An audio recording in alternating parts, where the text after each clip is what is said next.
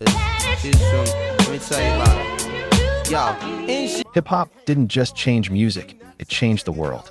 But the story of rap's rise from block parties in the Bronx to a global movement can be told year by year, album by album. From the raw experiments of the early 80s to the polished masterpieces of the late 90s, every year brought a record that defined its time. These albums weren't just soundtracks. They were cultural documents, street diaries, political manifestos, and blueprints for the future.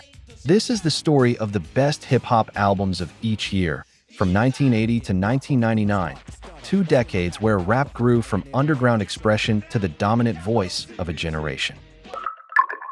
I gotta bang, bang, the boogie to the boogie, say up, jump the boogie to the bang, bang, boogie, let's rock. When Rapper's Delight exploded onto the radio in 1979, hip-hop suddenly went from block party phenomenon to commercial product. In 1980, the Sugarhill Gang capitalized with their debut LP, the first widely available hip-hop album. You don't stop, rock the rhythm that'll make your body rock. Well, so far you've heard my... While critics debated its authenticity, since the group wasn't from the Bronx's early rap scene, there's no denying its impact. This was the first time kids outside New York could drop a needle on a record and hear rap as an album-length experience. I go by the code of the doctor of the mix, and these reasons I'll tell you why. You see, I'm 6'1" and I'm... It may sound simple now, but in 1980, it was revolutionary. Hip-hop was no longer just a live event, it was a product on shelves.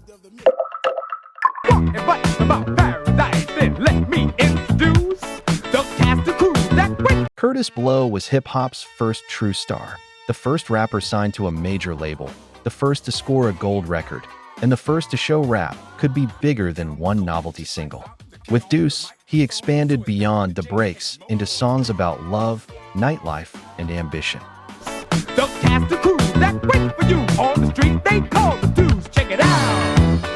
It proved rap albums could have variety and personality, not just one hit padded with filler.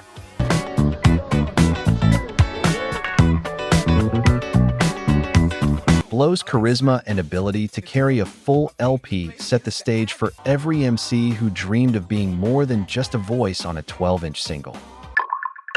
To move out, I guess I got no choice. Rats in the front room, roaches in the back, junkies in the alley with the... If 1980 and 1981 were about hip-hop proving it could sell, the message was about proving it could matter. The title track is arguably one of the most important songs in the history of rap. A grim, unflinching portrait of poverty, crime, and despair in America's inner cities. I'm close to the edge. I'm trying not to lose. Instead of party chants, Mel Mel delivered street poetry. For the first time, rap wasn't just entertainment, it was social commentary. Boys got no money to move out, I guess I got no choice. Rats in the front room, roaches in the back, junk. This album cracked open the door for hip-hop as political protest, influencing everyone from Public Enemy to Kendrick Lamar decades later.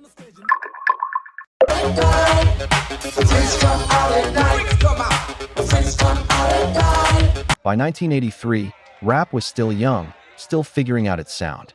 Houdini's debut offered something different: funky synths, playful storytelling, and hooks that stuck.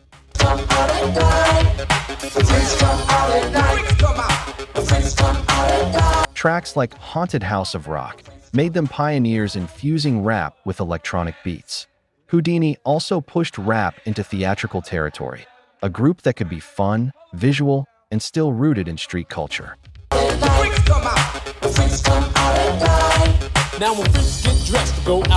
They helped broaden what hip-hop could be, paving the way for groups like Run DMC and Beastie Boys to think bigger than the DJ and MC format.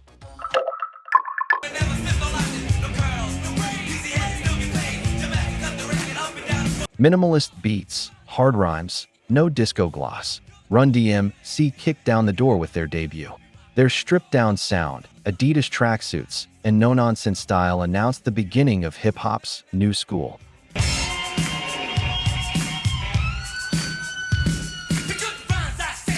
Gone were the sequins and funk bands. In came drum machines, attitude, and raw power. This was rap that sounded street, looked street, and felt authentic.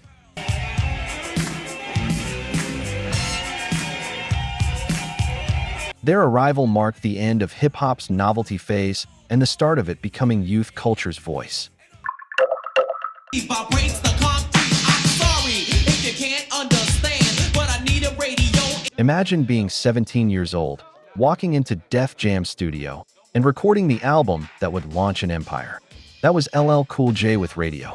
Survive without a radio. This kid is down.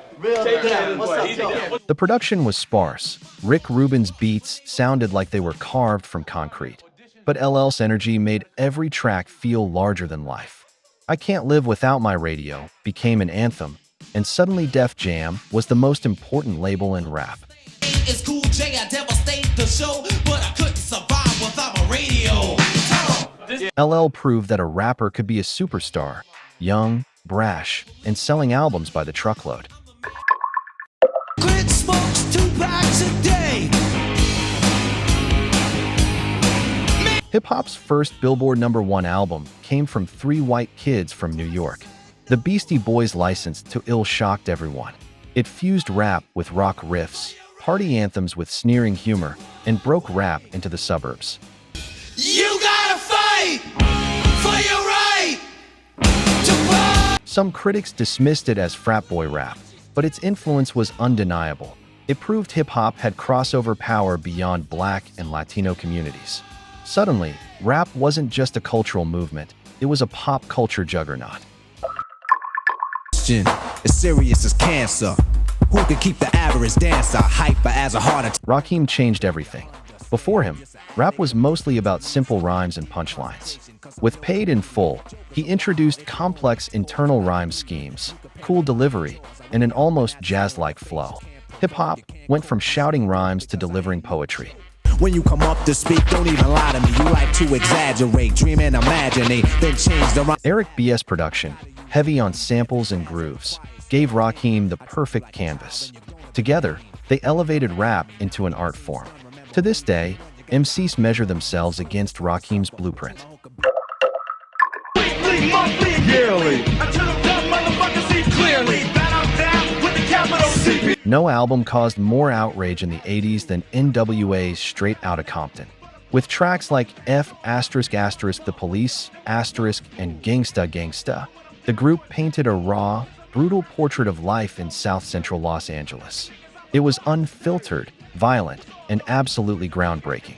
Not a right hand, cause I'm a hand itself. Every time I put a AK on the shelf, security is back. Politicians condemned it, the FBI sent letters, and parents were horrified. But kids across America turned up the volume. Gangsta rap was born, and hip-hop would never again be just about parties or positivity.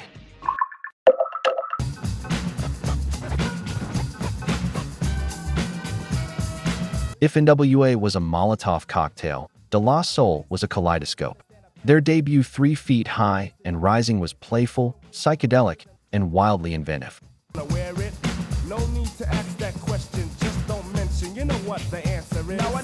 Packed with samples from across genres, from Hall & Oates to Steely Dan, it created a colorful, surreal soundscape that defied hip-hop's growing stereotypes. She made held a plate of weight. I even stressed it to wait. Did he take any heed? Nah, the boy was hooked. You could phrase the word. More than just music, it introduced the Native Tongues movement, alongside a tribe called Quest and Jungle Brothers, showing that rap could be as diverse and imaginative as any art form. I can prove it to you, watch the rotation. It all adds up to a situation.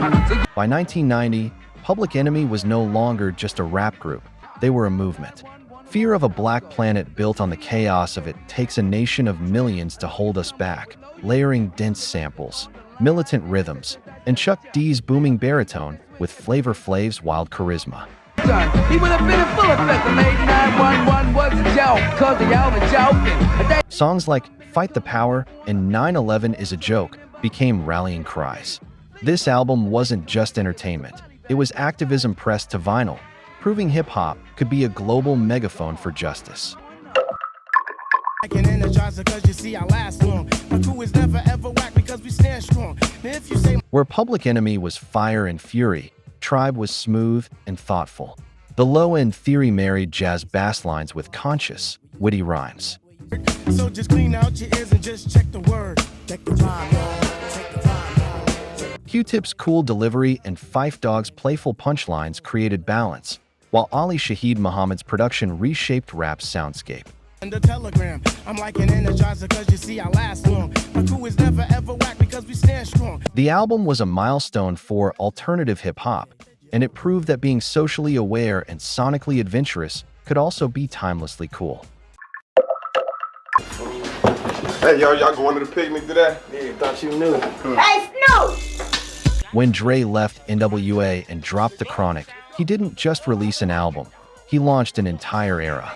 G-Funk was born, laid-back bass lines, Parliament Funkadelic samples, and smooth West Coast swagger.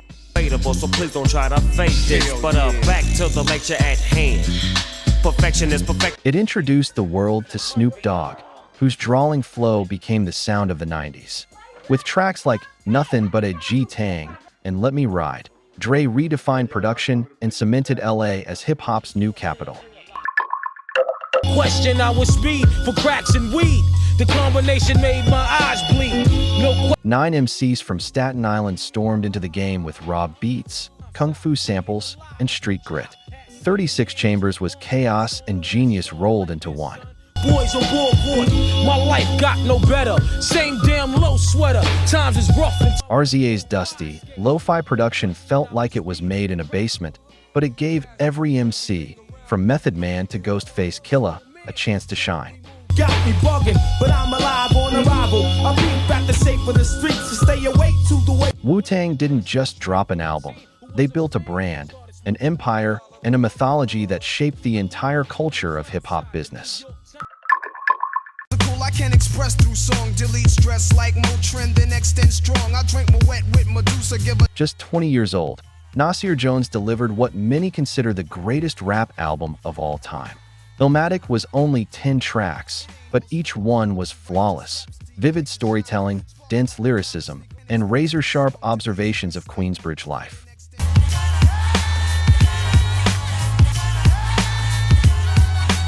With production from DJ Premier, Pete Rock, and Q-Tip, it was a perfect storm. Nas became the poet laureate of the streets, and Illmatic remains the benchmark for lyrical rap to this day.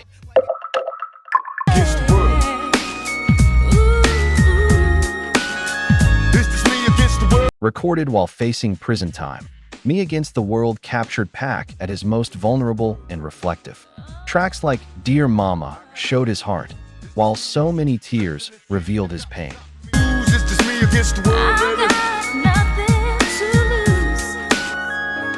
At just 24, Pac managed to blend street toughness with deep humanity. The album topped charts while he was incarcerated, making him both a martyr and a legend in real time. It showed that rap could be both raw and emotional, thug life and poetry in one.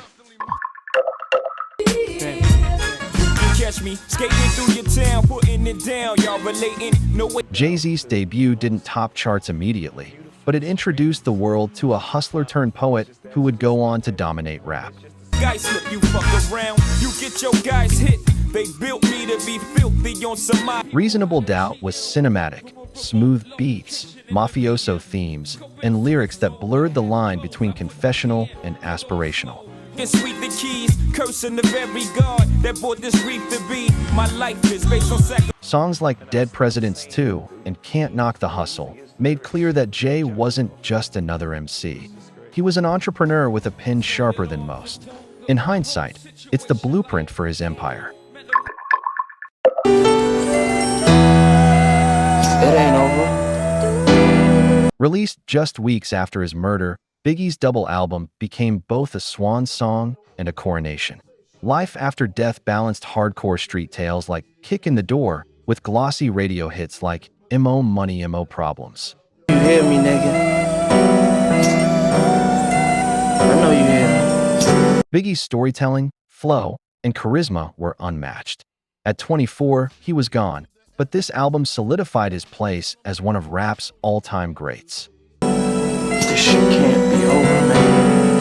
I know you hear me. It was East Coast rap at its peak, and a heartbreaking reminder of what was lost. Mr. Pickles, and Daddy Fat Sacks, B-I-G-P-O-I, it's that same. Give it a took them knuckles to your eye. By the late 90s, Southern rap was demanding respect, and Outkast kicked down the door. Aquemini was funky, futuristic, and deeply Southern.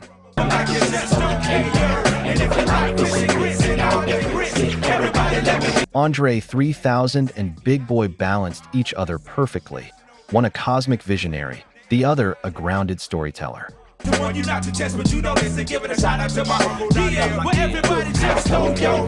Tracks like Rosa Parks and Spotty Dopalicious showed that Atlanta wasn't just part of hip-hop, it was the future.